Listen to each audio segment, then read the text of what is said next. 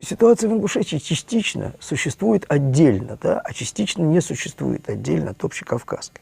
Отдельно вообще, на самом деле, можно выделить только ситуацию в Чечне. Вот если говорить, Чечня максимально прошла процесс крайне болезненный, можно сказать, варварский, кровавый процесс вот этого частичного излечения, да.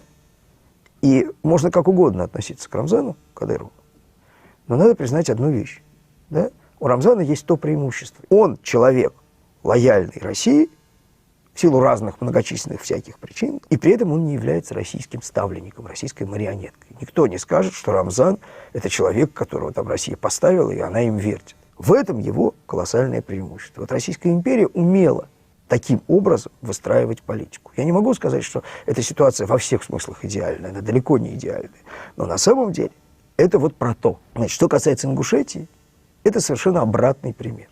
На самом деле Аушевская Ингушетия была частью чеченской сепаратистской болячки. Она была ее необходимой составной частью. Это был так переходник, предбанник, которые делали вид, что они лояльны России, на самом деле были лояльны чеченским бандитам, на самом деле. И с точки зрения осуществления просто чисто субкриминальных криминальных операций с этой зоной известной, значит, особой, которая была черной дырой, такой колоссальной. Да.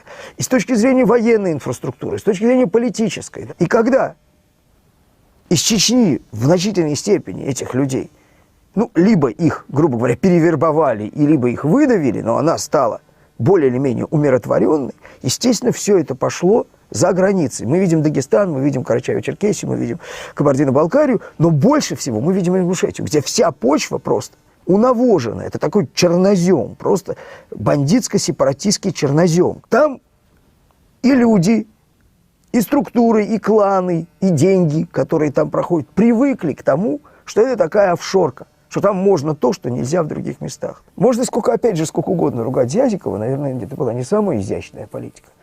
Но Зязиков попал просто как ур в ущи. Он попал, значит, в республику, где, если бы этот конфликт перешел вот в открытую фазу, тогда он бы за это отвечал. Он, в конце концов, и перешел. Он, в конце концов, назрел этот нарыв, да?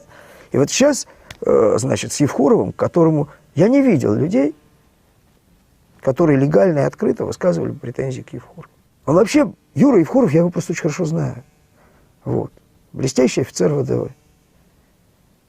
Настоящий русский офицер. Вот. И то, что не было успешных покушений, но на Аушева понятно, кто на него будет покушаться. Кстати, Аушев показал свое мурло, появившись сразу после этого самого покушения и заявив, что он готов взять на себя, хотя ему никто никогда не предложит. Россия должна вернуться в ситуацию там 98-97 года для того, чтобы Аушев был востребован в российской политике. И, кстати, мы видим, что те легальные политические силы, то есть та, значит, не военная оппозиция, ее легальное крыло, знаете, как у ИРА, там, у ирландской, было боевое крыло и легальное, там, Шенфейн. Вот это легальное крыло, оно все было проаушевское. Проблема Ингушетии – это то, что Ингушетия, будучи Чечней, в этом смысле, да, не прошла вот этой страшной зачистки. Я не говорю, что это надо делать. Это страшно сказать на самом деле, да? Но это надо понимать для того, чтобы эту ситуацию оценивать.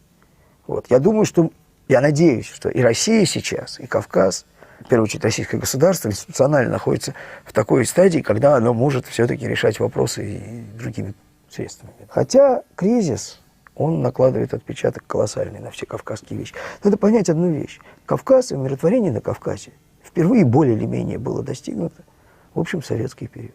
И причем отнюдь не в начале советского периода, даже не в середине, а скорее ближе к концу.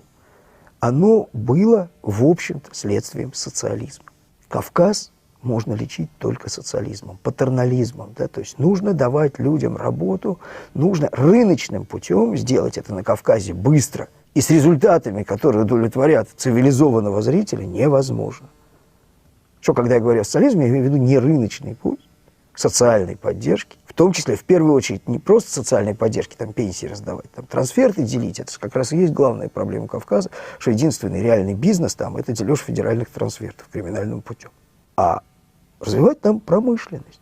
Тот же Дагестан был по промышленному развитию не менее развит, хочу заметить, чем и остальные области там России ближайшие.